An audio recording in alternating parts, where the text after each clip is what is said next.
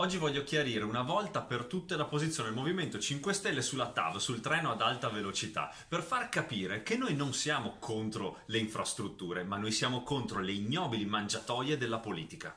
Numeri alla mano voglio spiegarvi quello che è l'ignobile mangiatoia del TAV e la differenza invece col nostro progetto che vuole essere attento al territorio e ai bisogni dei cittadini. Guardate qua, i costi, gli euro, milioni di euro al chilometro nel progetto del Movimento 5 Stelle che noi stiamo portando avanti presso il Ministero delle Infrastrutture è tra i 7 e i 10 milioni di euro al chilometro. Il progetto del TAV, un progetto vecchio di 30 anni invece, è tra 60 e 70 milioni di euro. Avete capito bene? Ballano 10 volte tanto i costi. E allora com'è possibile che le stesse aziende che in giro per l'Europa fanno pagare la TAV mediamente 10 milioni di euro al chilometro poi vengano qua in Italia e la facciano pagare tra i 60 e i 70? Noi sono quei 50 milioni di euro di differenza, quella mangiatoia lì che vogliamo andare a aggredire e per tagliarla una volta per tutte.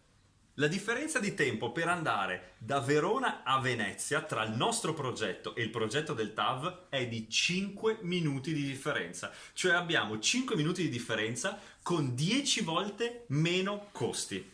Inoltre il territorio noi diciamo di ampliare la ferrovia esistente, sistemarla dove c'è bisogno, andare a modificare i tratti che hanno bisogno di essere modificati, ma utilizzando la ferrovia esistente, mentre il progetto del TAV, ripeto, un progetto vecchio di 30 anni, dice di devastare completamente il territorio, andando a mangiare centinaia e centinaia di ettari di grandissimo pregio, la terra che ha più turisti d'Italia, il più bel territorio del mondo, permettetemelo di dire, da Veneto, e terra importantissima anche per il vino che proprio verrebbe totalmente devastata. Il progetto che noi portiamo avanti, oltre a costare 10 volte di meno ed essere attuabile in pochi anni, a differenza di questo che invece se ne parla da anni e anni e anni, è già stato realizzato e lo stanno realizzando in Friuli Venezia Giulia, quindi cose che stanno già facendo negli altri territori. È il momento delle decisioni forti e noi la stiamo portando avanti con decisione, a differenza della politica che invece pensa solo a speculare su queste infrastrutture. Questi dati e questo progetto finiranno tra poche settimane sul tavolo del Ministro delle Infrastrutture, perché deve essere chiaro che noi abbiamo a cuore le infrastrutture moderne, veloci ed efficienti, le tasche dei cittadini e il mantenimento del nostro bellissimo territorio, e su questo non faremo un passo indietro.